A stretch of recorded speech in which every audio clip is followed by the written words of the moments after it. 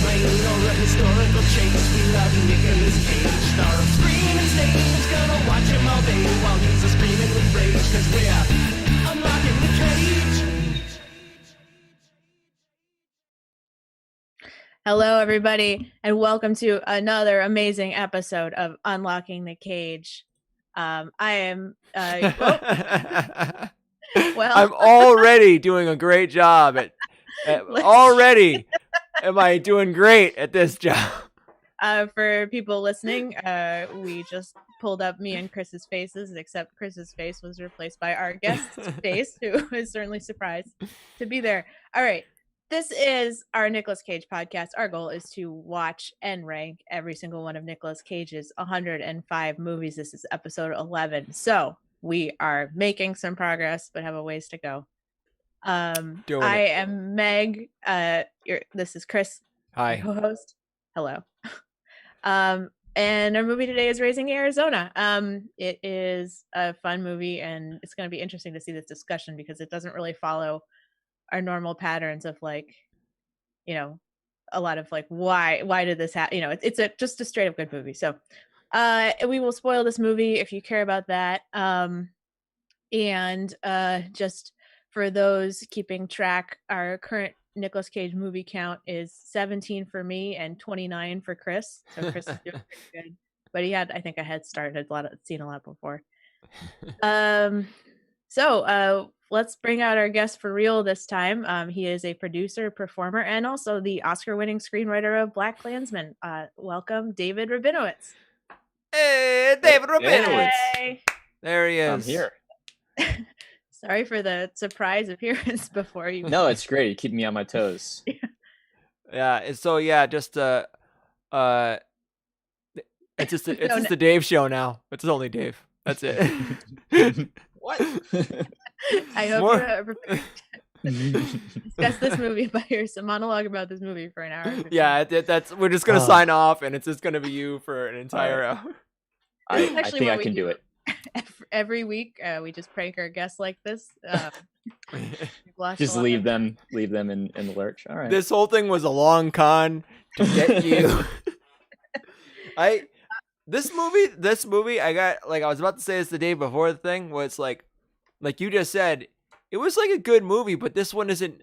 I'm not finding all these moments where I could be like, that was crazy, Cage being that crazy Cage.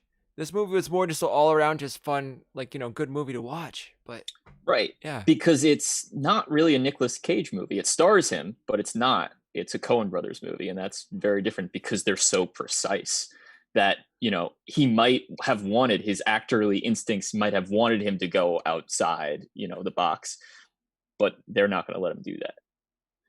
Whoa, we just lost Meg, and now she's back. Yeah, she's back. Now I'm in the guest spot. I'm Dave. I am Dave and Chris. And no, I am Meg and Dave, and Dave is Chris. Oh man. Oh, what's happening to your video? I don't know. This is the second time it's crashed today. So are you is the USB cable tenuously plugged into the computer? I think it's okay. I think this is just gonna be a fun. Oh, my video's not on. I think this is just gonna be a fun, exciting surprise when I disappear randomly throughout the technical challenges. The podcast audience is gonna be like, what?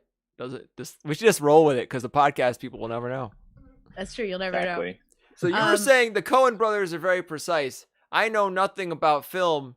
It's good to have someone who knows something about film here, because that actually does shine a light for me, because watching some of these movies, you can tell that Nicolas Cage is he kind of likes to get out there and do crazy shit and push back and probably make his own rules, improvise things. So you're saying they wouldn't allow that in their films, basically. Yeah, and so apparently, I did a little bit of reading on it, just the barest amount, and it seems like he wasn't super happy with working with them like that. They clashed because their styles are different, and he seems to like filmmakers who allow him to kind of do his thing, and they have a very specific vision, and they're gonna, in directing actors, they're gonna have them go very in their very small target, and if they end up doing takes where they're doing something crazy, they just won't keep it in the final cut. That makes so this is probably the first and only Coen Brothers movie that Nick Cage did, I imagine. I think so. I Even think though it he's is. like his like style is kind of perfect for them, but like But I just guess since they didn't work well together, like he didn't return. but his Which is- style, but his like him on camera is perfect for them. And That's the what I aesthetic. meant. His vibe on camera is perfect for them, Right. but maybe his style of the being directed is not doesn't mesh well with theirs. That makes a lot of sense because when you hear stories about Vampire's Kiss, like the last movie we did, like he's just straight up nuts. Like he was around the same age. I guess he was 23. It was in the same era as Vampire's Kiss. I think Vampire's Kiss was after this. I think Vampire's slightly- Kiss was after this. Yeah, This movie was I believe 1987. I think no, is that right? Yeah, Sounds right. yeah, 1987, and it was the same year that Moonstruck came out, and so this was definitely pre Vampire's Kiss. It's crazy to think how young he was when he did this movie, and how Yeah, we looked like 23. And Holly Hunter was 29. Yeah, which was Oh, great. wow. He looks. It's like it's in the 80s. People in their 20s look like they were like 42 years old. What the hell was that all about? Like, you know. Right, and now someone's like in their 30s and like Yeah, they look like they're 16, and you're like, what the hell's Yeah. happening? God. I think you guys were talking about this, but I do have a trivia about how the Coen Brothers worked with Nicolas Cage. I think this is pretty much what you said, but yeah, he said that it was difficult because they were, so he said autocratic in their directing, and they said they had fun, but a lot of his improvisations clashed with their vision and had to be edited. But they enjoyed working with him because he had a fertile imagination as opposed to someone who needed to be kickstarted. I think that's pretty much summarizing what you guys are talking about when I kept getting kicked off, right? Yeah, that's exactly it.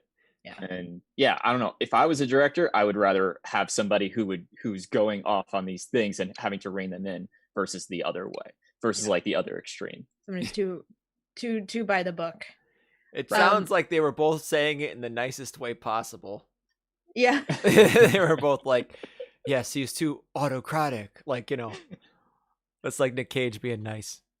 And they did say they had a bigger issue with Randall Tex Cobb, who played Leonard Smalls, the guy on the motorcycle.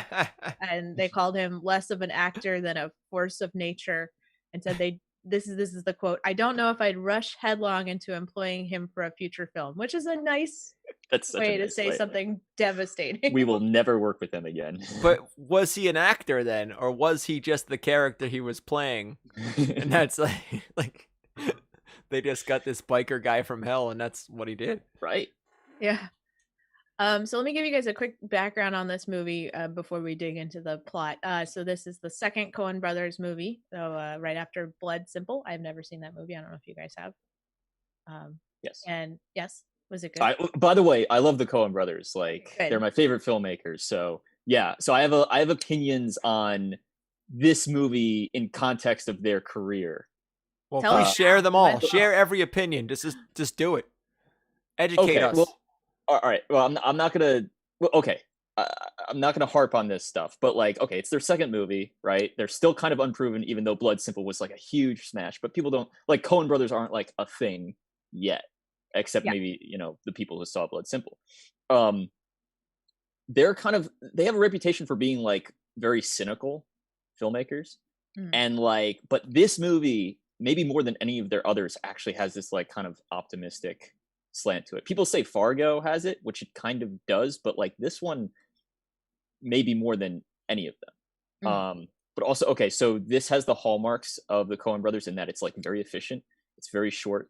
The Coen Brothers at this point can do anything they want, and still their movies are not long. Like they make really tight movies, and this is like a perfect example of that. But then the other thing is, and something I guess we could come back to, is have you guys seen No Country for Old Men? Yes. Not me. Okay. Oh, you haven't. Okay. All right. I'm not gonna go heavy on what happens in that movie, but like, and I'm not the first person to say this. This movie is somehow like a spiritual prequel to that movie. Oh.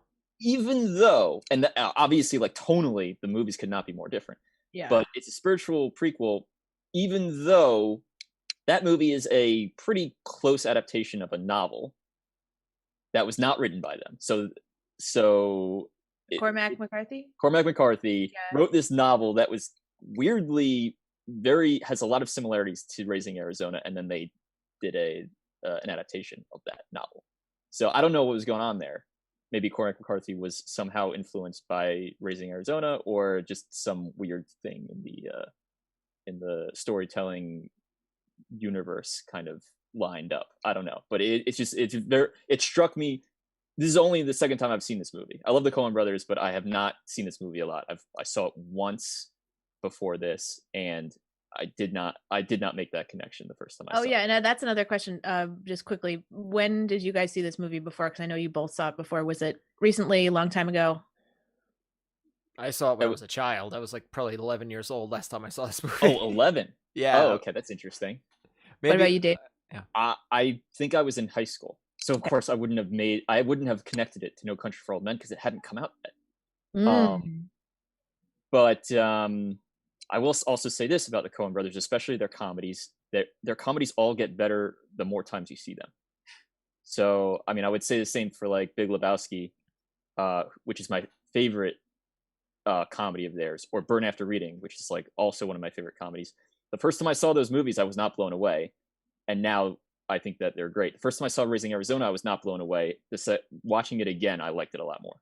Cool. Yeah, I gotta say, when I was 11 or 12, I wasn't blown away by this That's not movie. surprising. But this time, I liked it a lot. All I remember is just the scene where they're climbing out of the mud, and I'm like, that was my one takeaway as a child from that movie. Like, what the hell? It is very memorable. Yeah.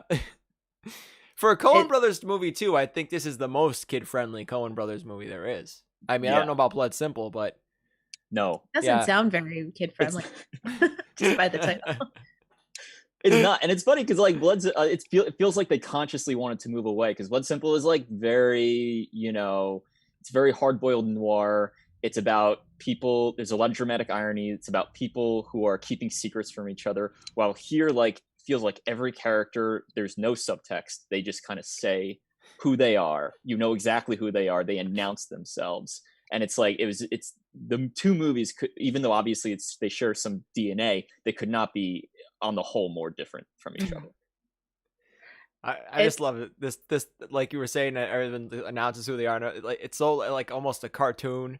Like everyone's so like simple in their motivations, and just, I don't know, so pure, and there's no subtext to anything. It's just like, absolutely, I love it. It is like like a Roadrunner cartoon. Yeah, Roadrunner. Yeah. And by the way, completely plot wise, very simple. Not in a bad way, in a good way. Completely simple. I think their next movie is Miller's Crossing. Have you seen that? Okay. I recommend. I mean, Nicolas Cage isn't in it, but I recommend that you see it. I'm not interested. Yeah. Okay. No, Once I'm sure it's great. Yeah. Once Obviously, you get to the end of the 105 Nicolas Cage movies, maybe check it out. Yeah, we're not watching any other movies until you're just very focused. Until we get to the mission. Also, okay, we're revealing ourselves to be really shitty movie reviewers at this point, because we haven't seen any good movie. No, he's like, have you seen this staple of the, the every movie person has ever seen? And you're like, no, never seen it. I mean, this is why we bring on like actual film professionals to, they can tell us the facts that we are ignorant in. I will say Miller's Crossing, even for Coen Brothers movies, is kind of an underseen movie, so I wouldn't feel bad about seeing it. But the thing with that is that it's, out of all their movies, it's probably the most complicated story-wise. Okay. Like, it's so complicated, you could watch the movie very closely for the first time and not get some major things that are happening. That's one of the reasons that I love it. It's a great, great, great movie. Like, one of their best. And it's just funny how they went from this one type of movie to another type of movie to something completely different in their first three movies. It's, I mean, a big range. I don't have any intelligent thoughts about this. I'm just happy you're here. It's great because it's nice to have a bunch of different guests. We have It's nice to have an adult here for once. No, I mean, nothing blew up in this movie. I actually, no, wait, there were some explosions. What am I saying? A dude blew up. What am I saying? Never mind. I'm back in. I'm back in. Exploded. All right, so just spoiler alert. quick notes about the background on this movie really fast. It was a financial success. It was made for $6 million and made $29 million and had really good reviews. It was 91% on Rotten Tomatoes. So this is, one of the, I mean, I think at this point in Nicolas Cage's career, it was kind of hit and miss, but, definitely some hits. But, a critical and commercial success. And with a follow-up of Vampire's Kiss, which was neither.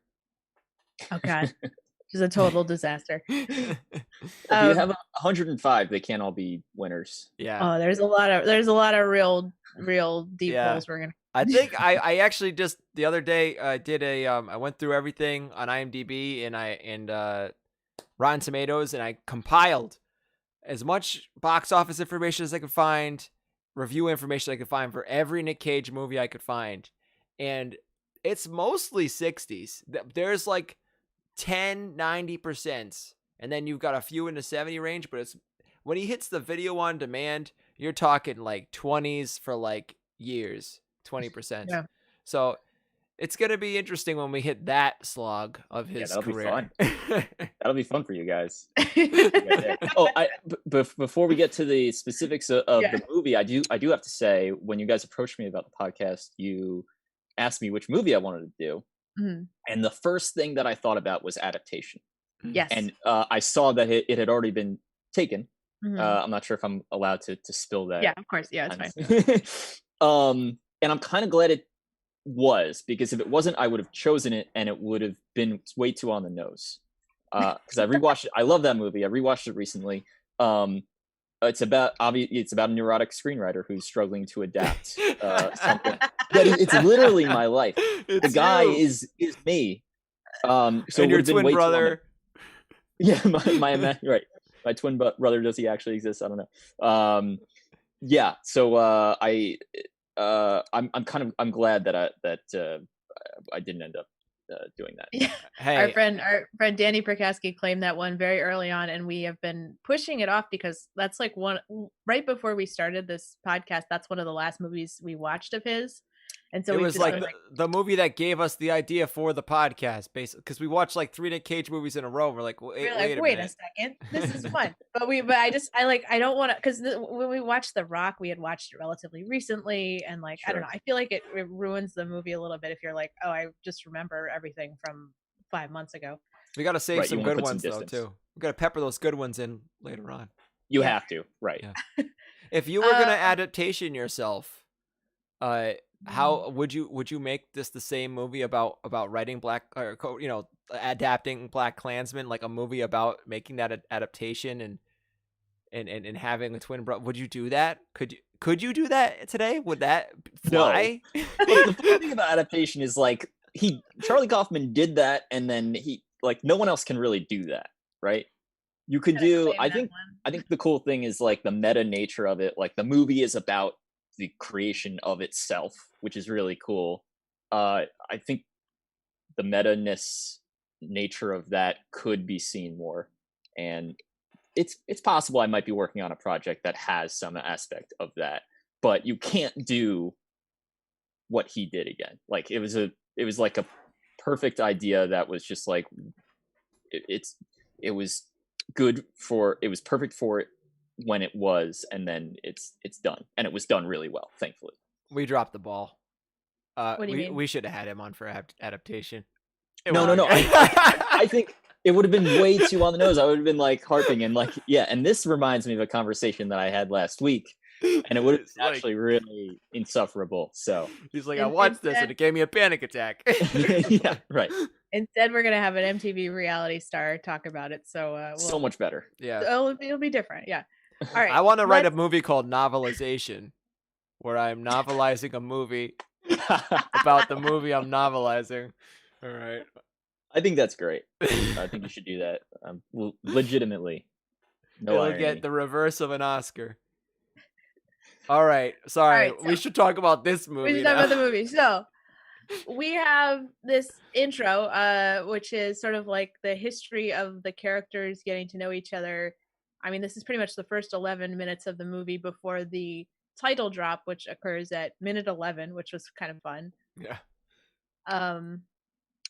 guys have any Well, thoughts? I think More- it's after you. I was just saying more movies should embrace the extended cold open like Yes. this movie.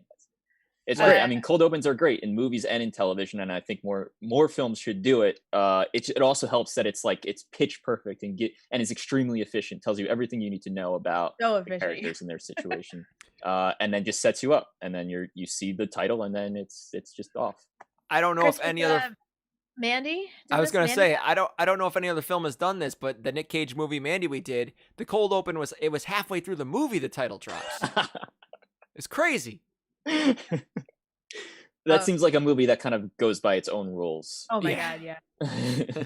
That movie rules. That is, as you'll see later, our current #1 ranked Nicolas Cage movie. Oh wow! Yeah, it's up Yeah. there. It's up there. No, it is up there. It is #1. It's all the way up Um, there. to the Yeah, top. so we get the whole intro. We see that Nicolas Cage's character, and I don't remember his last name. His name's Hi, McDonough. Hi McDonough, H.I. McDonough. He's going in and out of jail, just loves to rob that convenience store, just loves it. He's flirting with the guard who's named Edwina, played by Holly Hunter, and eventually wins her over and they get married. And that's basically the first 11 minutes in the movie, right? Like that's kind of the intro. For some reason, when I see things like this, that's like that kind of hillbilly. I don't know. That's not the right word. White trashish. I don't know what the word is, but those kind of like romances where the guy's obviously bad news, but like, the girl's just like swooning. I think of that movie, True Romance.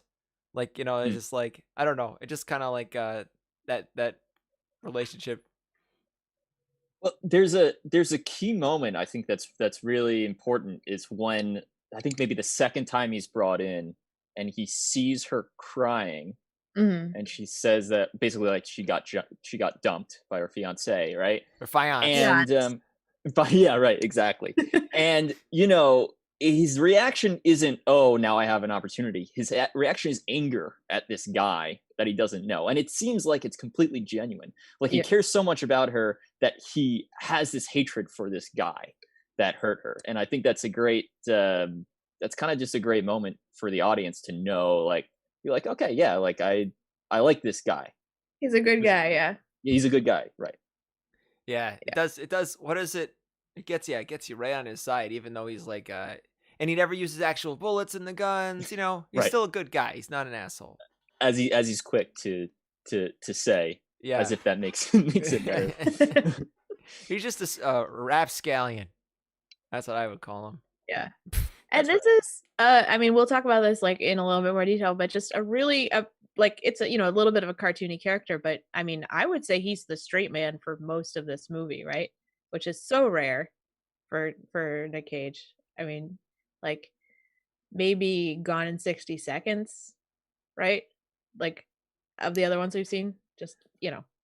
Well, He's it's not a lot of straight man scenes.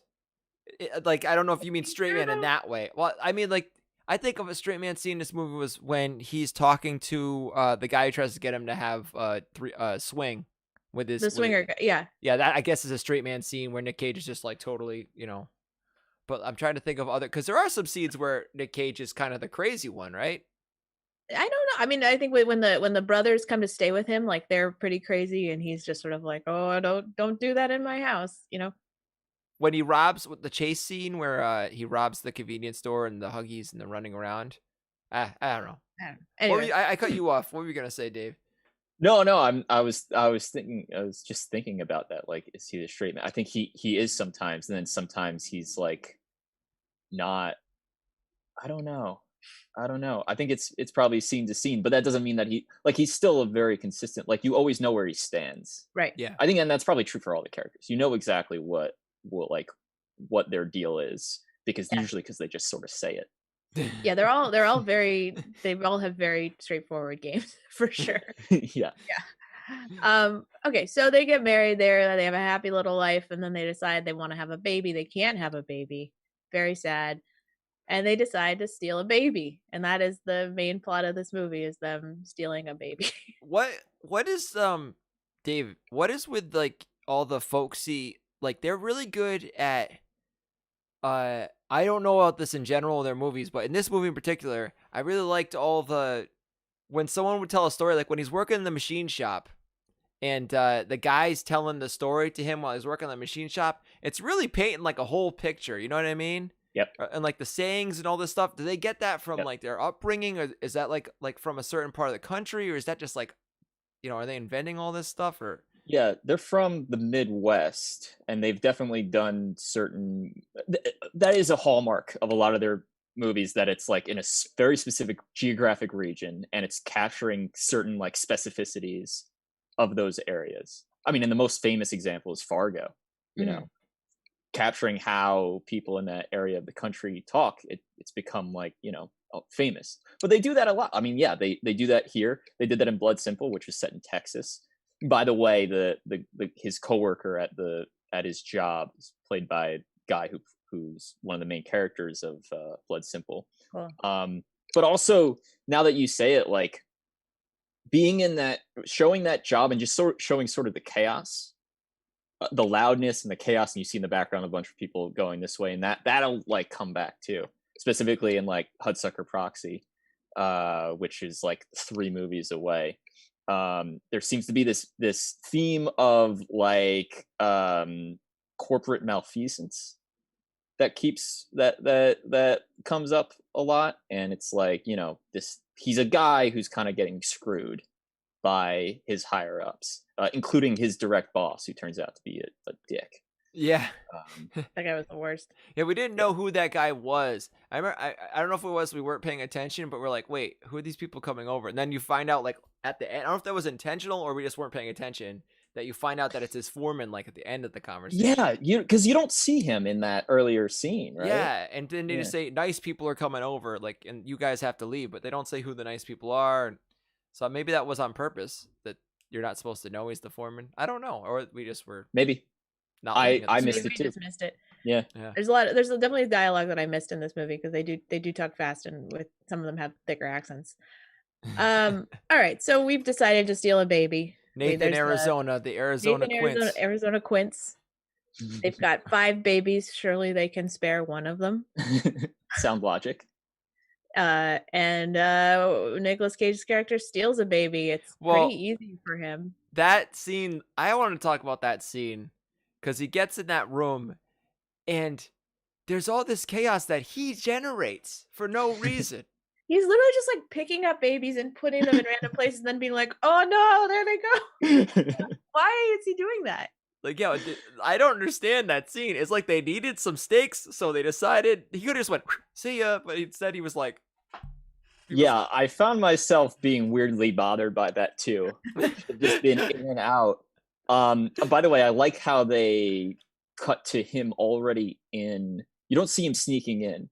When they cut to him, he's already there, and I think it's probably, I'm assuming maybe because it's less creepy to watch him do the whole process of like going up the ladder and sneaking into the window. But anyway, yeah, it's like, why is all of this happening? And I think they kind of explain it away in saying that like he's like making them upset.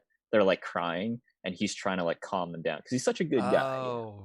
And he doesn't, and then he's also kind of having second thoughts because he does leave initially without the baby.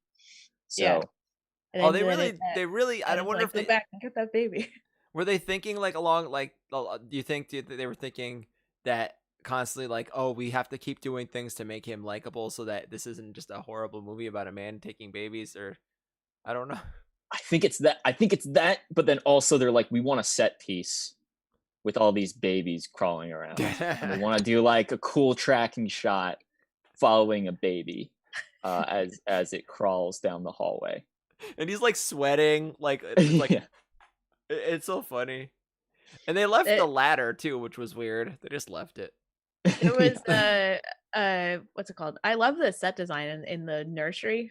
It was like just so oversized, and the like oversized crib with all the babies with their name on it, and it's just very cartoonish. That guy's whole house. Yeah. Yeah, with of course, because since he's a furniture guy, like he's got the best furniture. Yeah, unpaid furniture, right? He's just got the best furniture. So and it's all huge. I have some trivia about the babies. If you had to guess how many babies played the quintuplets, I think 5 babies on screen. So at least 5. Yeah, I will tell you if you don't want to guess. I have a guess. but it might be like not a guess because I think I remember from the credits. Okay, I'll tell you then. It's 15 babies. Yeah. Oh alright, wow, I would have guessed like 10 at most. Yeah, Two for each part, but I guess they needed 3 for each.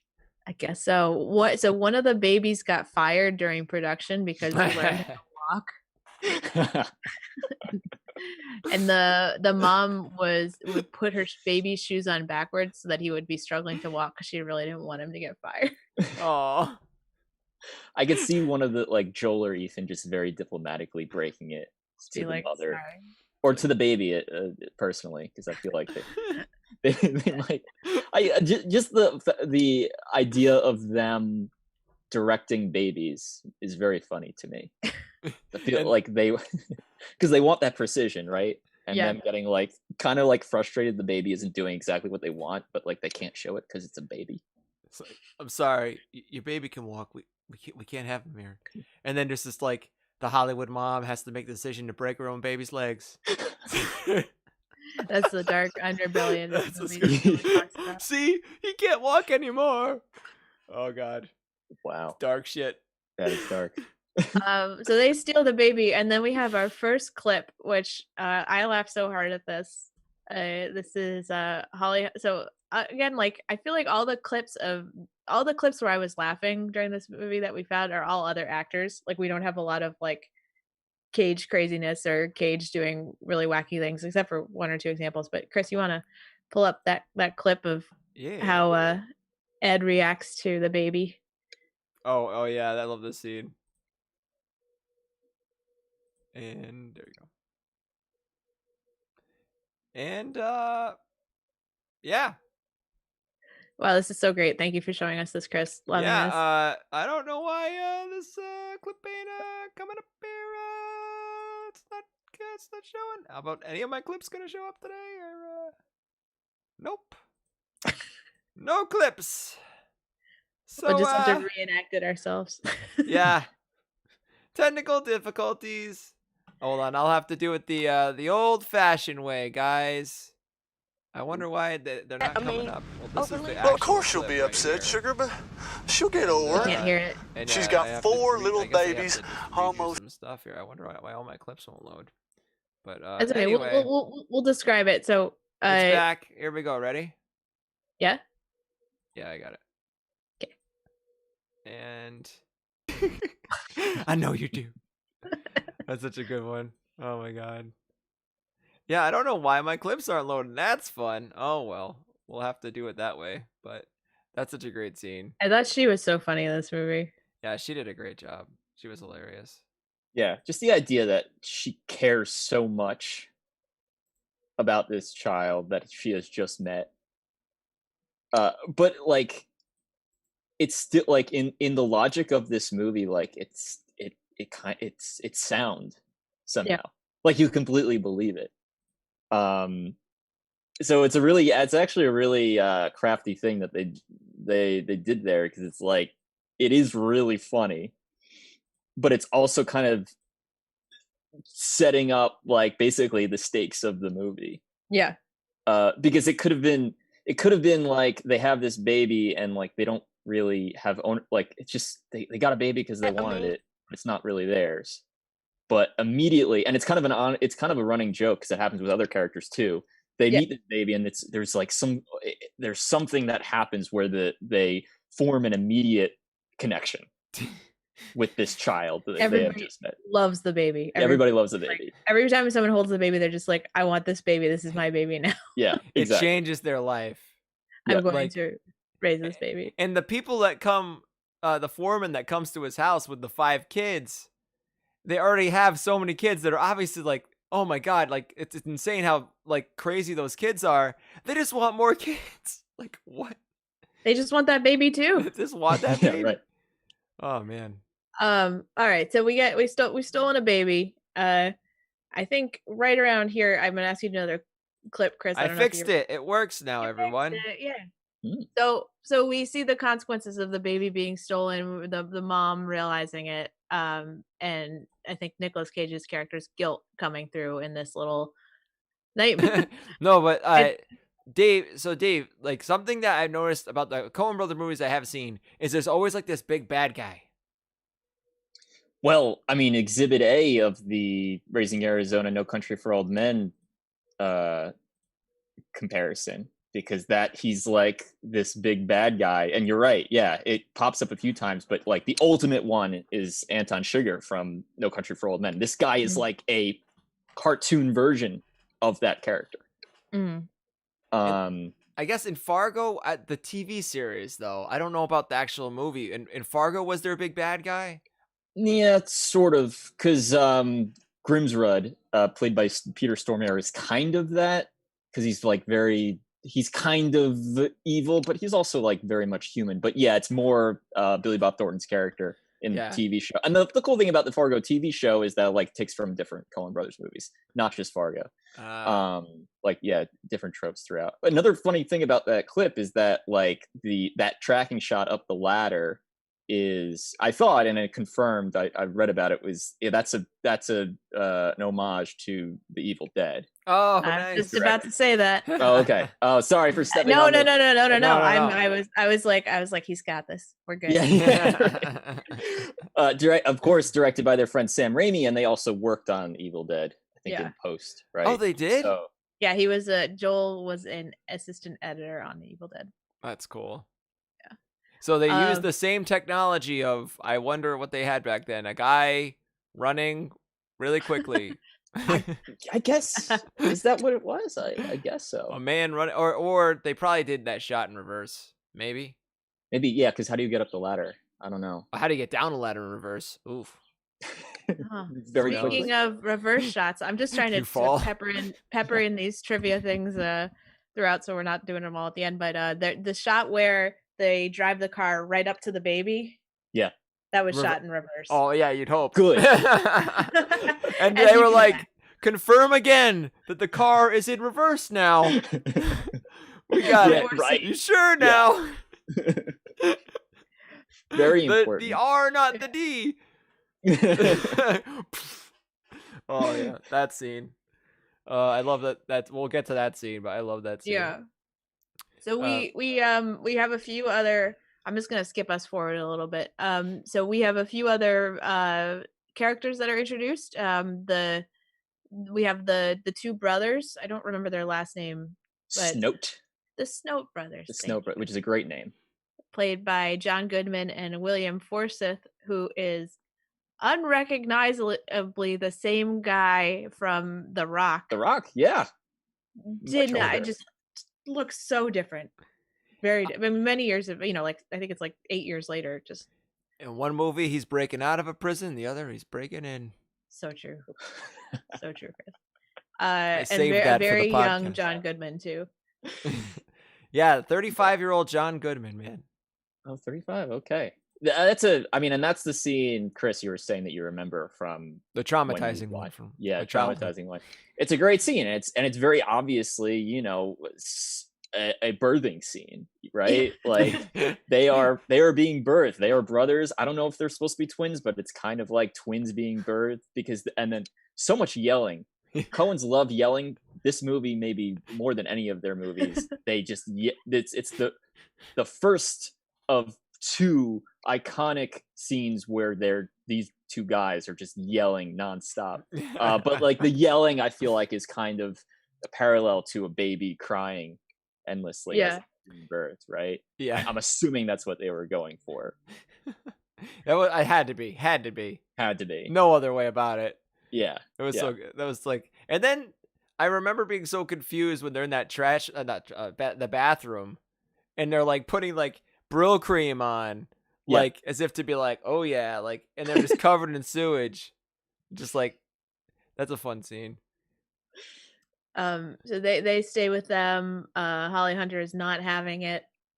And they're trying to keep, Hook Nicolas Cage's character back in for one last score. They did a good job of building up though. It's like they get the kid, and like almost immediately after, Nick Cage is like, oh, I don't know about kids. Like, it's like they're learning a valuable lesson about parenthood, I guess. But Yeah, responsibility. Yeah. Right. I just calling out a really cool moment, like small moment here, is when the Snow brothers come to the door, they pretend to be police officers, Oh yeah. right? Police. And so High goes to them, but we don't follow him. We stay with Ed, Holly Hunter's character, and she's concerned at first because she's like, "Oh no, the police!" And then they say something like, "Let us in, and we'll like maybe let you plea," or something like that. And then her expression immediately changes to something else because she's a police officer and she knows a cop would not say that. So she, in that moment, immediately knows, okay, this is not these aren't police officers. These are like dipshit friends of my husband, and it's 2 a.m. and things are about to get way worse. So it's very cool to kind of see that moment on her face as opposed to following High to letting them in. That's a really interesting thing to point out. I think I missed that when I watched it, but that's pretty cool. That's like really thinking about what you're doing when you make a movie.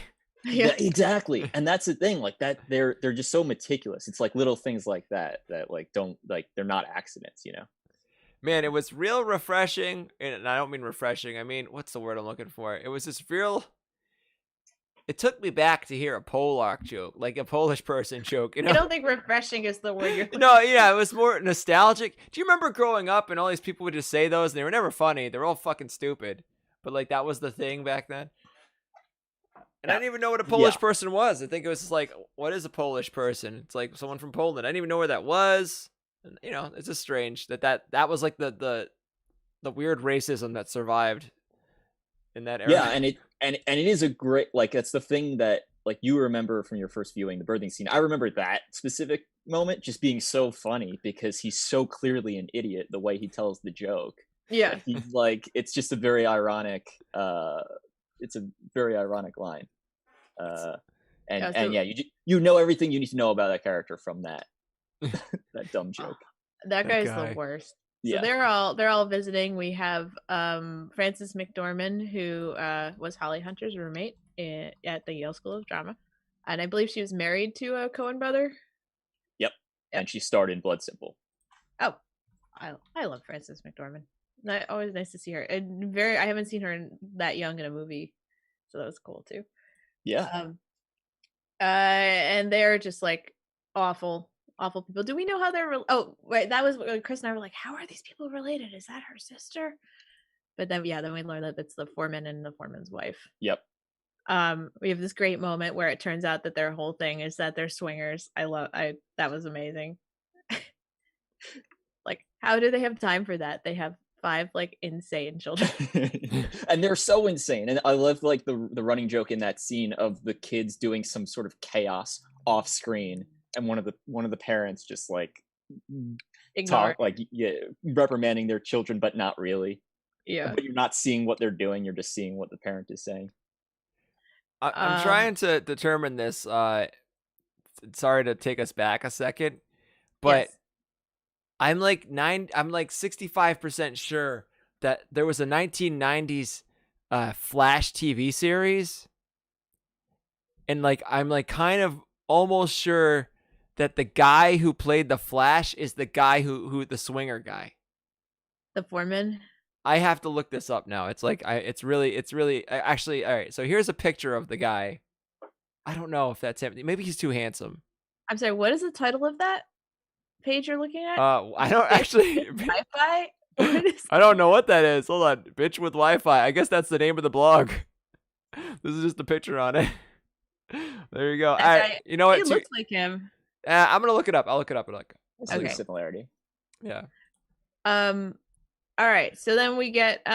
Is this when we realize that the foreman? Nicolas Cage punches the foreman. And he realizes he's going to get fired, but the foreman at this point does not know that the baby is the stolen baby, right? Yeah, he comes back later. Sam McMurray is the name of the actor. Anyway, sorry. No, keep going. We have to find out. Now I need to know. Yeah. So we get he's worried about not having any money and falls back into his old habits of robbing that same goddamn convenience store. And then we have this amazing scene, which was very funny. It's like this crazy car chase scene that involves Nicolas Cage's character, the convenience store clerk who has a gun now, some random guy that he hijacks, a increasingly large number of dogs. That chase scene is awesome. We have a little clip from it? Yeah, I cut a couple pieces out of it, but yeah, we don't have the whole thing because it is pretty long. It's like a long, ridiculous, cartoonish chase scene in the middle of this movie that is like so fun. Here we go. Let's do a little clip of it.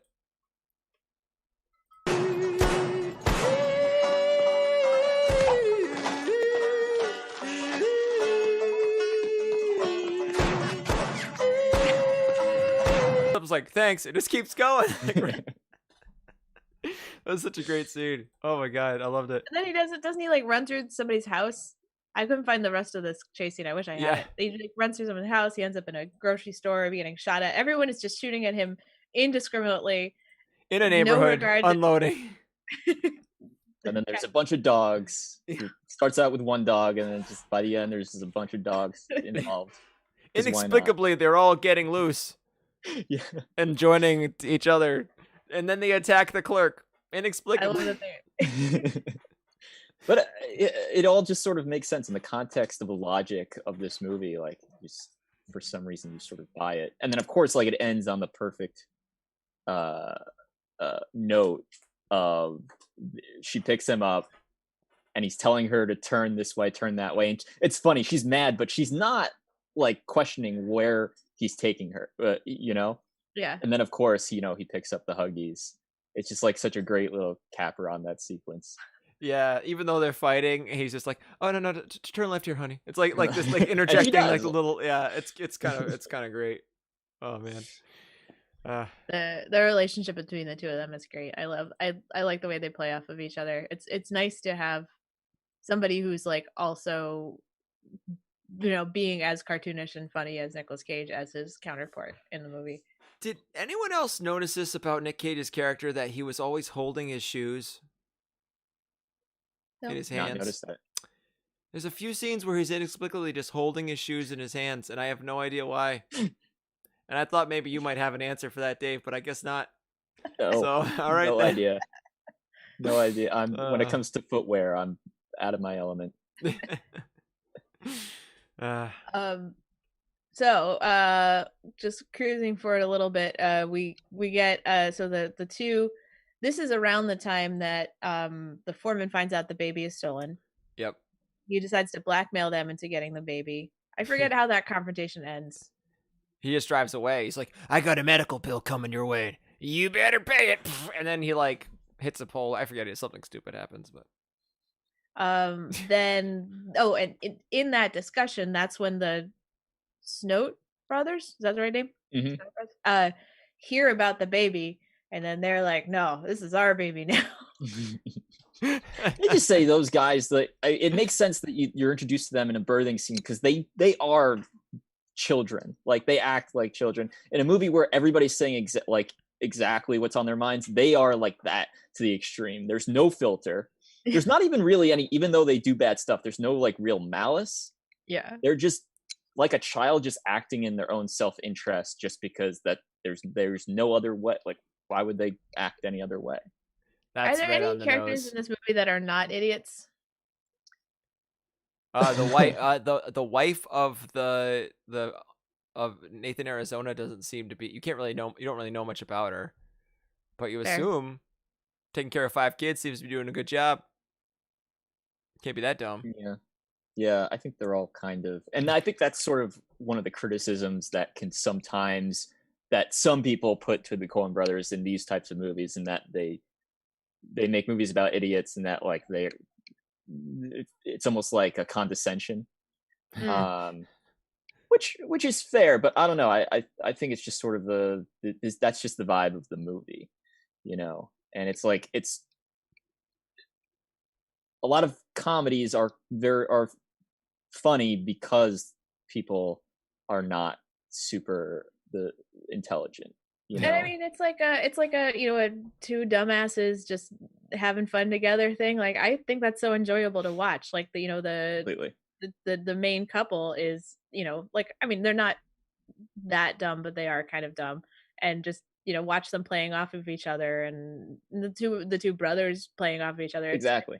That's great. It's just a little piece in the pod, Right. dummies being dummies thing. Exactly. Better than smart people yelling at each other. Yeah. Yeah. Bickering, smart bickering where, yeah, that's who wants that in a movie? Like, well, I have this fact, and then it's like, what? Who fucking cares?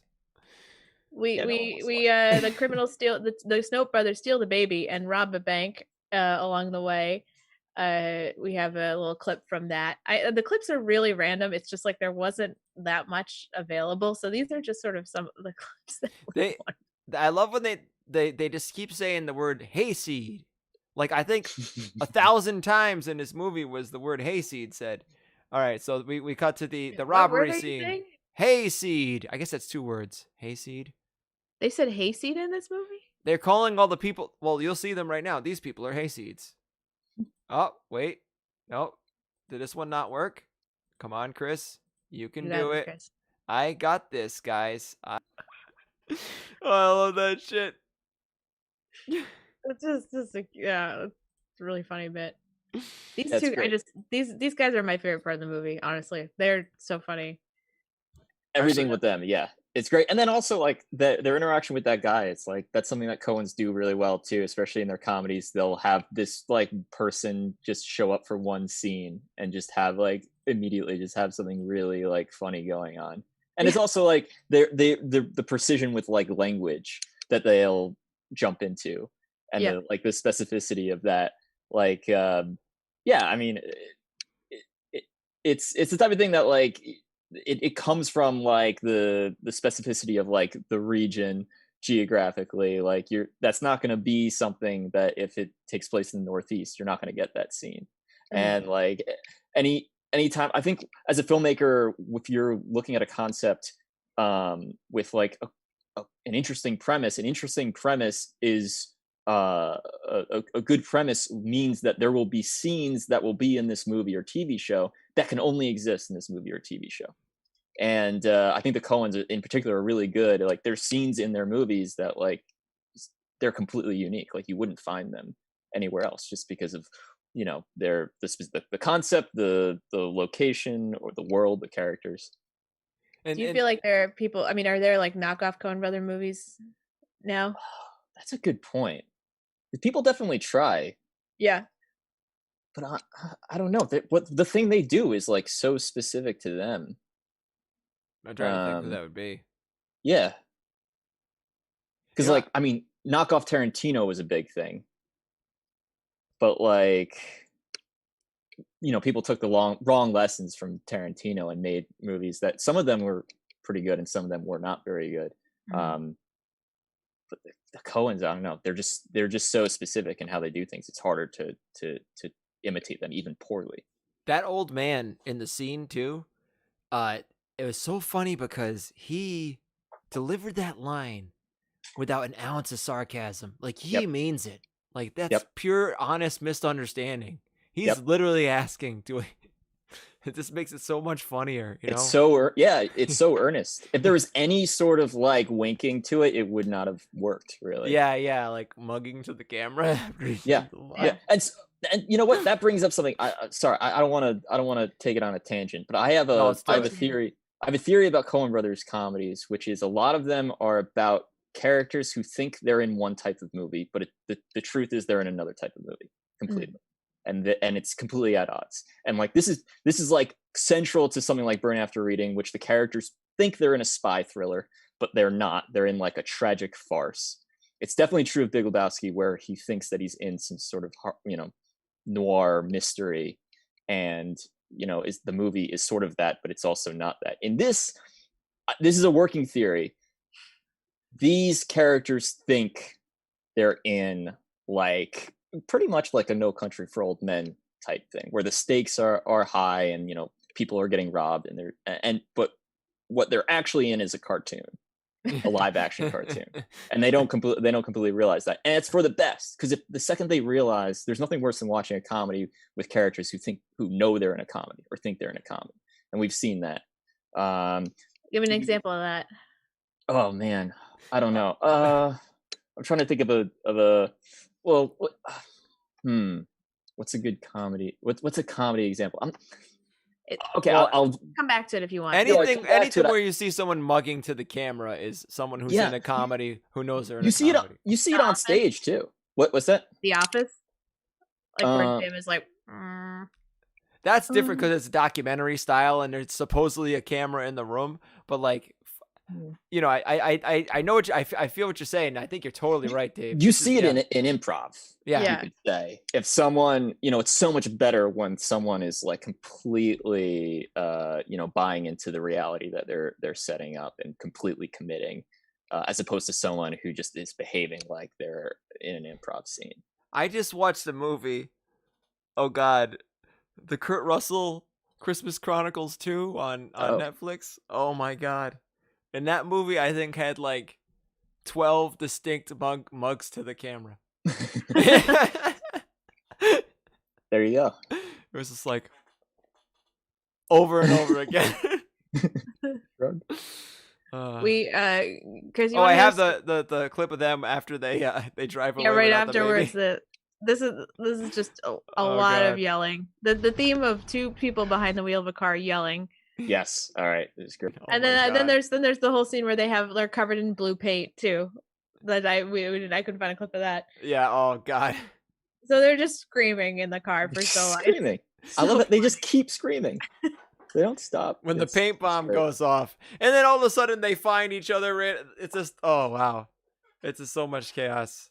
They Yeah. cut out And- that and- whole part. Yeah, sorry, continue. Well, the fact that they steal the baby, but they instantly, like we said before, develop a connection to the baby, and you might have thought that they're gonna turn give the baby back for the reward money, but no, now they just he says like, oh, he smiled at me, like instantly, like they want to keep this child like as their own. You said it earlier, and it made me think. So like the part they cut out the part where he goes to take the kid.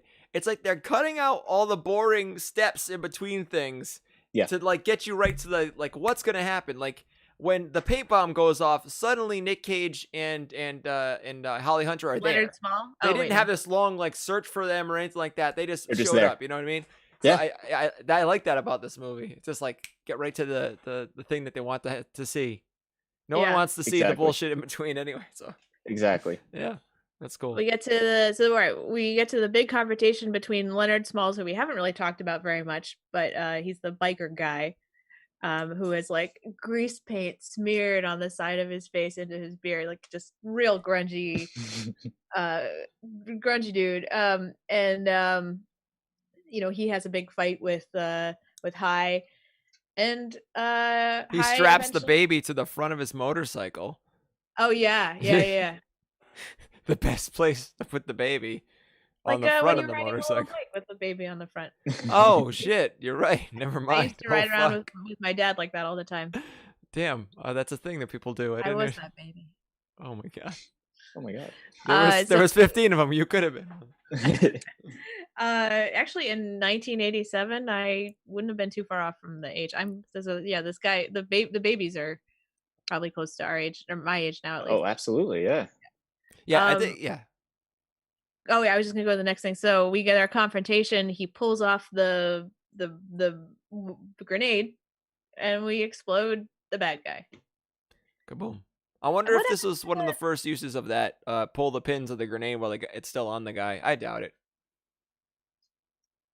What happened to the Snope brothers? I don't remember where they ended up at the end of this movie. He has that they decide epilogue to dream. go back to jail, right? Well, he has a dream that they do. Oh, okay. Yeah, so you can interpret that as, is this actually what happened or what he...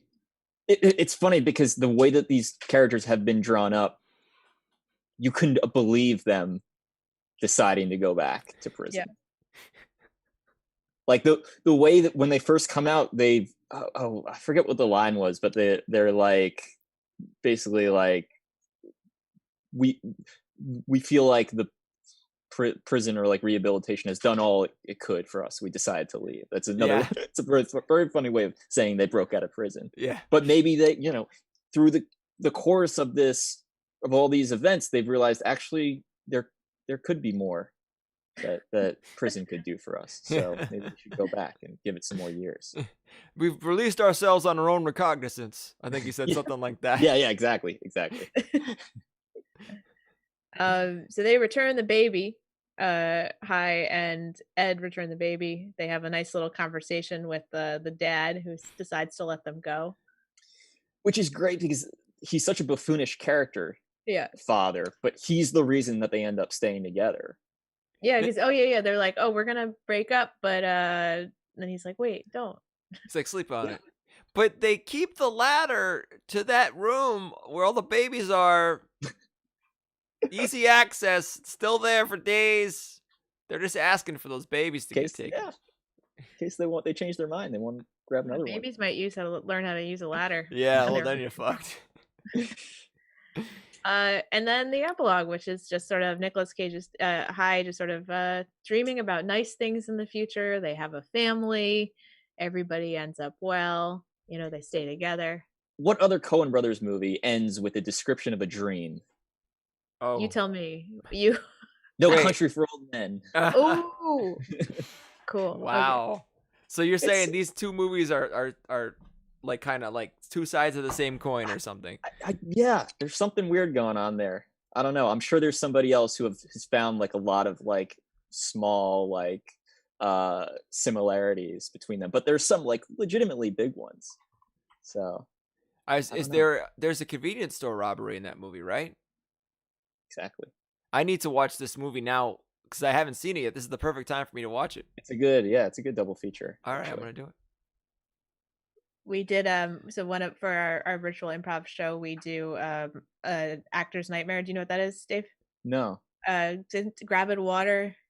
Oh, okay. like- It's scripted. It's partially scripted, but Yeah, then so one somebody person script, has the yeah. Yeah. And one of the ones that we did was the coin flip scene from No Country for Old Men, which Oh, that's great. was really fun. Oh man, that's great. Is it time to do some Cage stuff? What are we doing? Yes, take us. We have an exciting new addition to our show today. We have decided to start playing Cage Bingo. So I don't know, Chris, you want to take us to that? Cage Bingo. I haven't put our videos into the Cage Bingo slide yet, but we got Cage Bingo, and we'll have Cage Bingo, so. our Cage Bingo card, I think, on Instagram or something like that eventually. Yeah, we'll post that up. Yeah, so people can see it. But yeah, let's play some Cage Bingo. What do we got in this movie that we can use we can check off the box? Definitely, we have a car crash, right, in this movie. Yes. 100%. We are not going to win. This is going to be cumulative, just to clarify. Yeah. Okay. All right, so Cage isn't a villain. Pregnant girlfriends or wives? No. Movies based on books. Is this a book? Is this based on a book, Dave? No. Okay. I mean, we got Cage as a criminal. That's one. Where's that one? Why can I not see Middle that? to the left. Oh, perfect. All right, Cage is a criminal. Surprise children in a sense. No, But I surprise. don't know. Yeah, I guess we could. Like, what do you think, Mang? Does that? Because this is more I will like say- when he has I will say illegitimate that- kids. The intention of this, the intention of the surprise children one was sort of Wicker Man and Matchstick Men, where halfway through the movie he realizes he has a child. Got it. Okay, so no. Not for armed- this one. Armed yeah. robbery, certainly certainly. Yeah. was in prison definitely. Yeah, we're actually getting a lot on this one. We got voiceover letter reading. He Oh, reads where's- at the end of the movie. He reads or when he's about to leave her, he leaves. We don't have underwater scuba propeller for this one, unfortunately.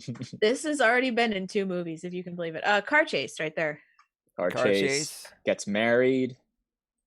And I know tattoo sighting was originally intended for Nicolas Cage has a big back tattoo that sometimes shows up in his movies.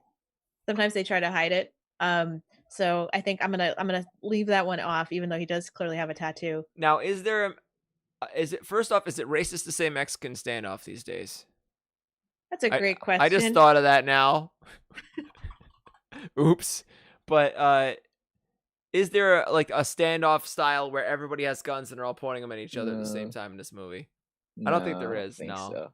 No, so I think we might have filled in all the bubbles we're gonna get for this one.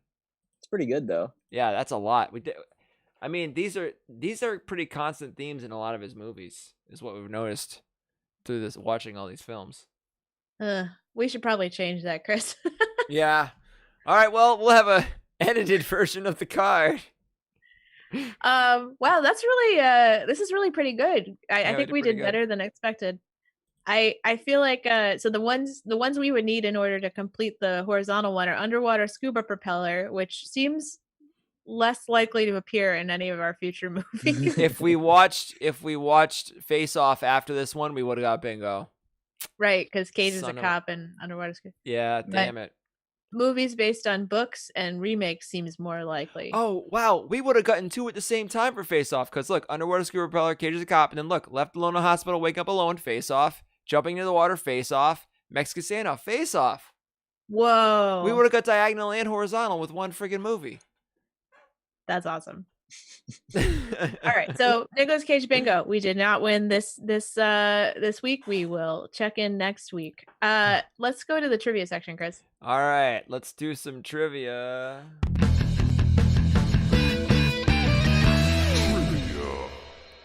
Oh, Chris, I think at some point we were going to read these back and forth, but we're not doing that tonight. Okay.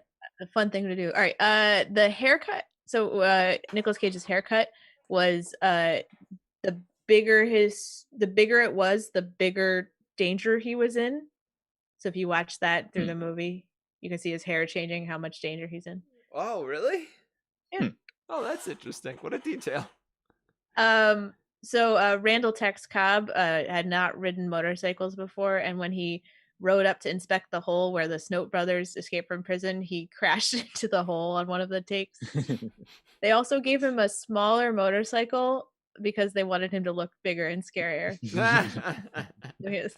So he's on a tiny motorcycle. So one of the I always love seeing the like who could have played this role. Costner offered audition for this role a bunch of times. Who, Kevin So this Costner? Yeah, so Kevin Costner could have played Nicolas Cage's role. That would have been different. It would have been. It could have been good. I don't think this movie needed to be a Nicolas Cage movie. That's true. Could have been a Kevin Costner movie. This is a great one. According to somebody, this isn't really about the movie, but it's in the IMDb trivia section. Somebody named Sam McMurray, who I guess was involved in this movie, he and Nicolas Cage went out to a diner, and an excited female fan came over to their table. She couldn't decide if the man she was looking at was really Nicolas Cage.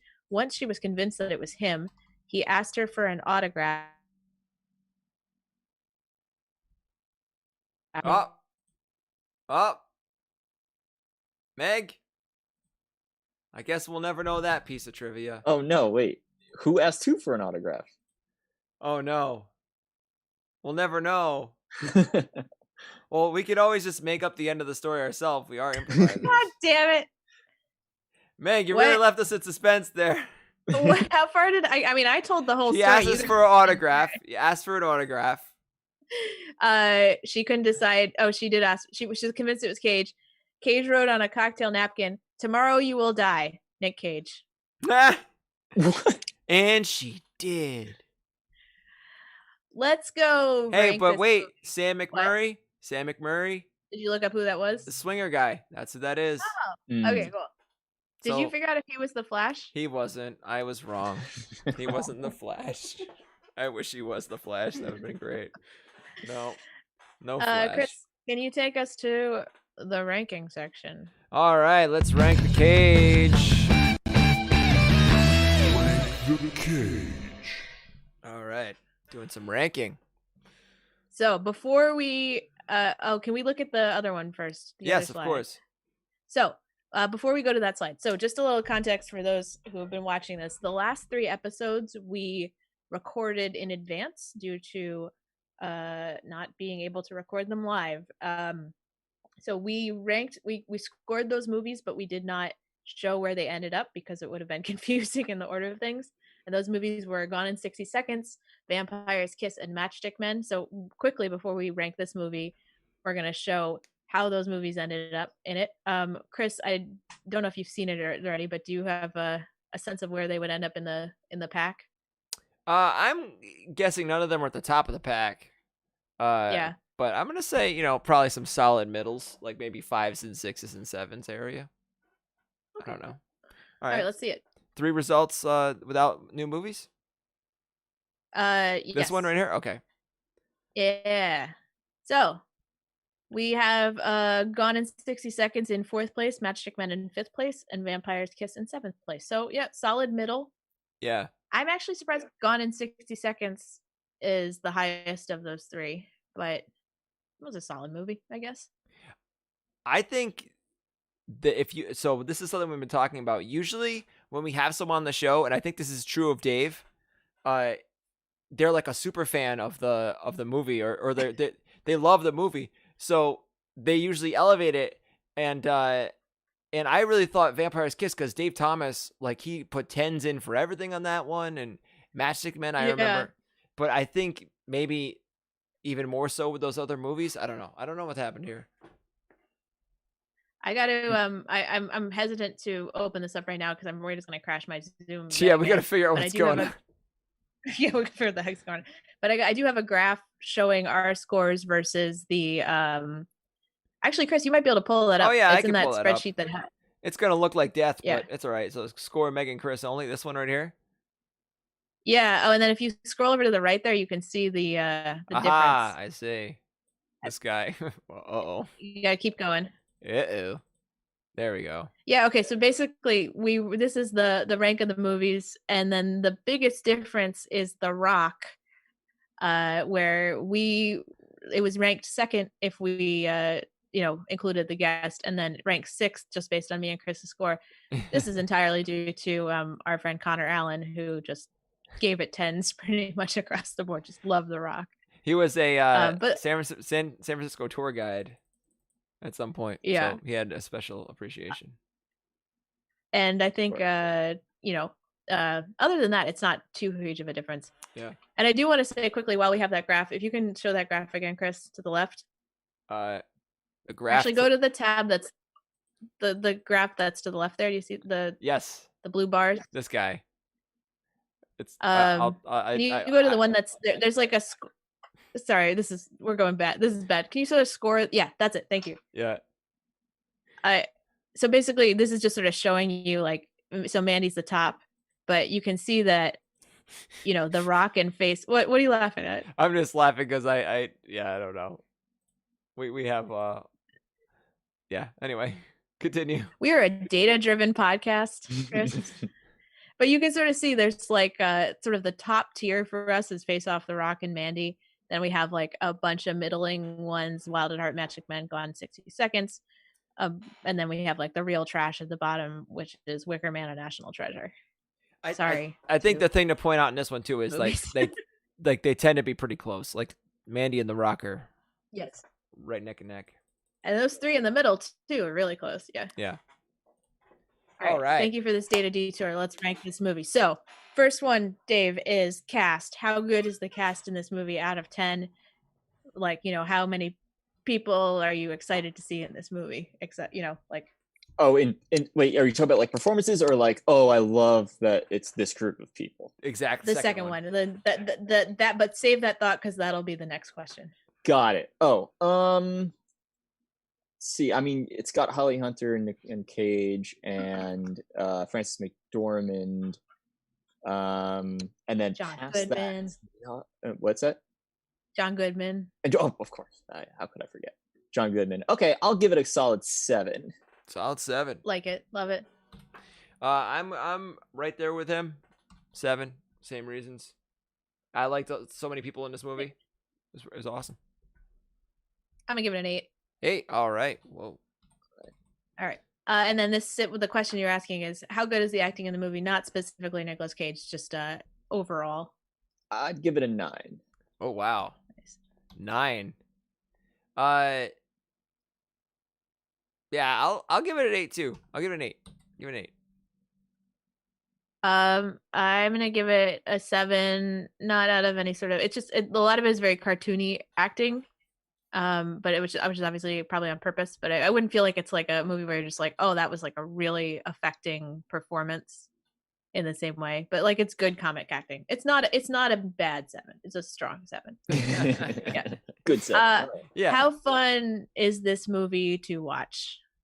For example, I think when we did Leaving Las Vegas, that got pretty much solid 0s. Not very fun. But I think Face Off got like 10s for that. So your mileage may vary. What do you think? Right. It's very fun. I'd give fun. it a 9. 9. I also agree this movie's really fun. I laughed a lot. I think it's meant to be fun too. I mean, yeah, I'm gonna give it an 8.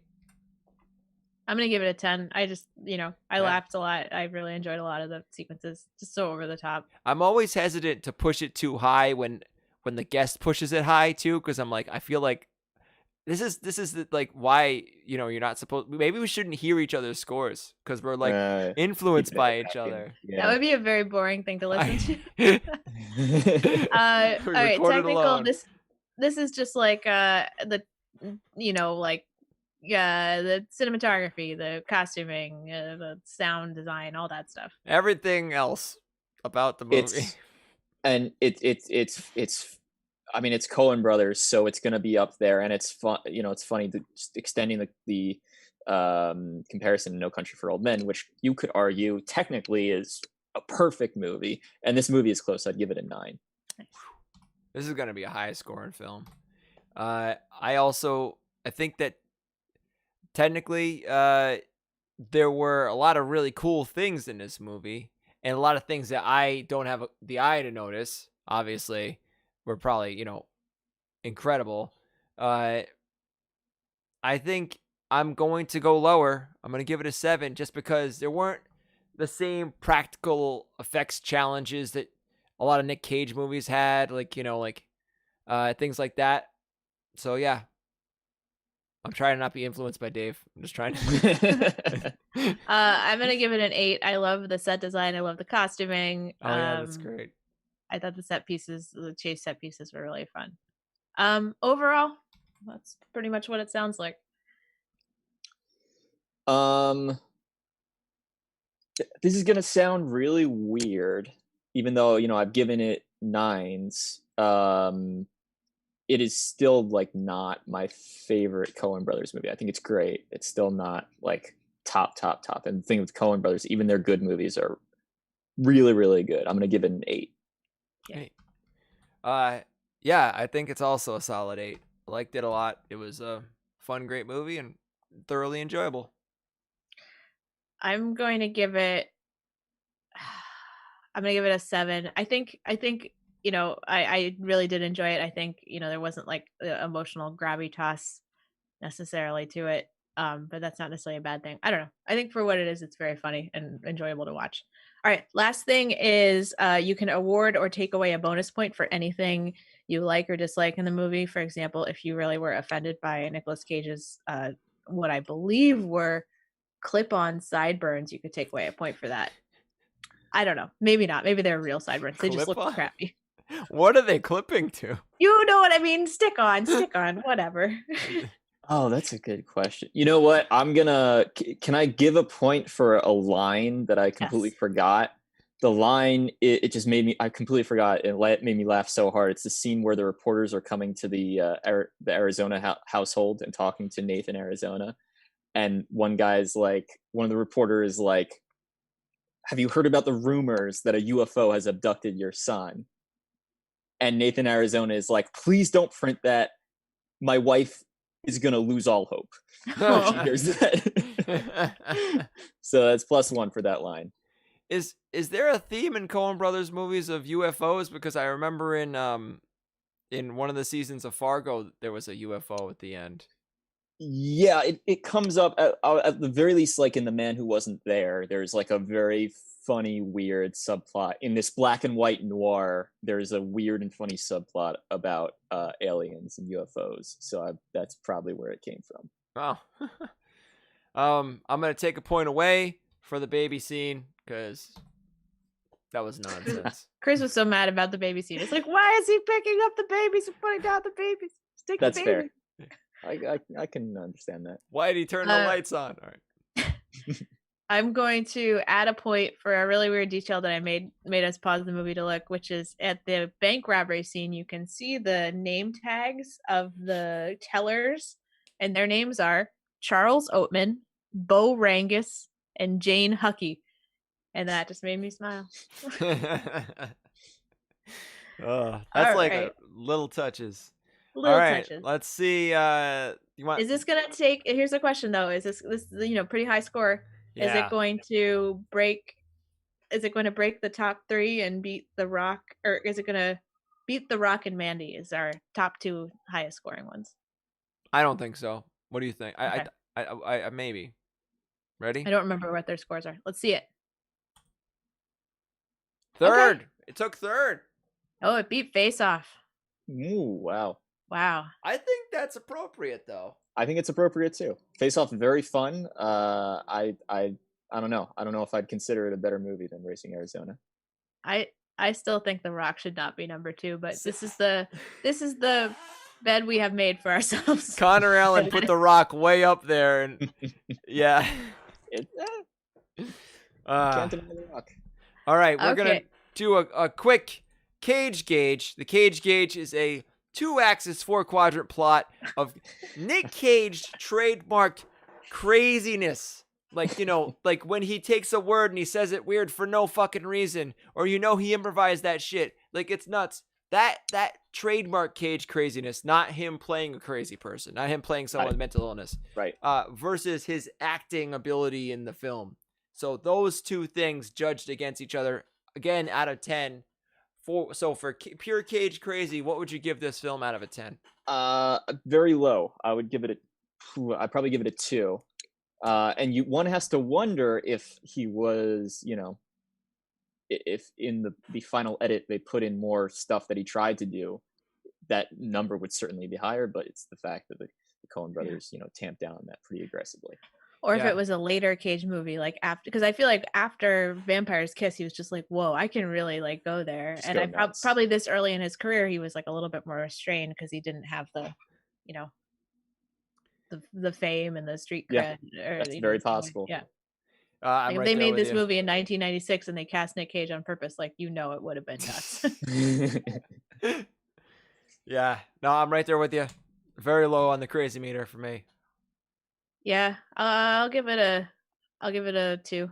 Also 2. I'm happy with that. 2s across the board for the Cage crazies. All 2s right. across the board. Acting ability. What do you say Cage's acting ability in this film is? I think he's very good. I'll give it a solid 8. Oh, guys. Something that's never happened in the show, I think may happen. I don't want to jinx it. All right. I also think he's a great actor. I'm going to say 7 in this one. I thought, I'm going to say 7, yeah. Meg? I'll stick with 7. I like 7. 7? Okay. This has never happened in the show before. But we've gone into top left quadrant. Ooh. Less crazy good acting. This has never happened. We never had a Cage movie with that he was less crazy with good acting. Let's see where that stacks up with the other films. So usually we're in the good acting more crazy section. Mm-hmm. But and you can see those are all later films in this one, I think. So yeah, we're up here. I don't know what this tells us in the grand scheme of things of life, but it's just interesting to look at. So yeah. All right. We have ranked the Cage. We have ranked the Cage. Let's wrap things up. Dave, what do you have to promote for our audience of Do we have a Nick Cage fact today or no? Oh, I think that I like that fact that we gave about the interview. Okay. So I think we've got a Nick Cage fact. Okay. So sorry to interrupt. Sorry, the interview. I know I said interview, but you know what I meant. Yes. The autograph. Autograph.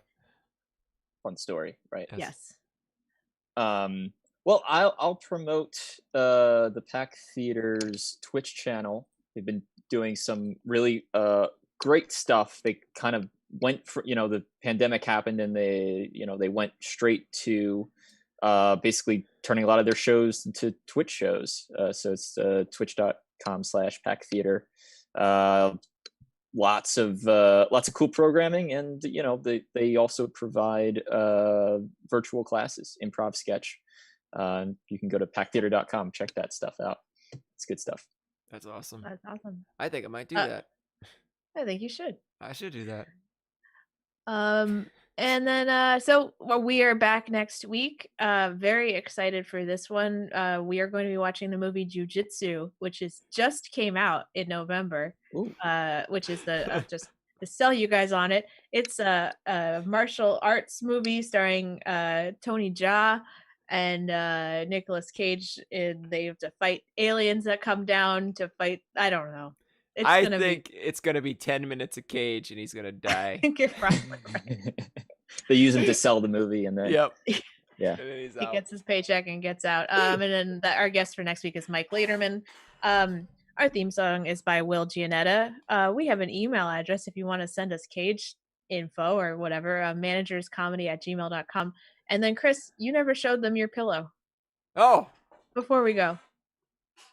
Chris's have sister got it. pillow. I have a Con Air Nick Cage sequin thing now. So yes. And Also- for those, Oh, what you say? say for those listening and not watching visually, you can hear the sequence being rubbed. This is becoming an ASMR podcast now, guys. So listen to the things. Also, if anyone is interested, I set them to the lowest price on Teespring possible that they would allow me to. But there are t-shirts and masks now that are covered in Nick Cage faces. If you go to managerscomedy.com and go to our Teespring account, you'll see them there. you And guys where have did merchandise. we are merchandising? Where did the profits from that go, Chris? The ACLU. Nice. Yeah, all the profits, like it's $1 a shirt or something, go to the ACLU. Hell yeah. Well, that's been our show, guys. Thank you so much. See you all next week. Thanks a lot. Bye. Bye. Bye.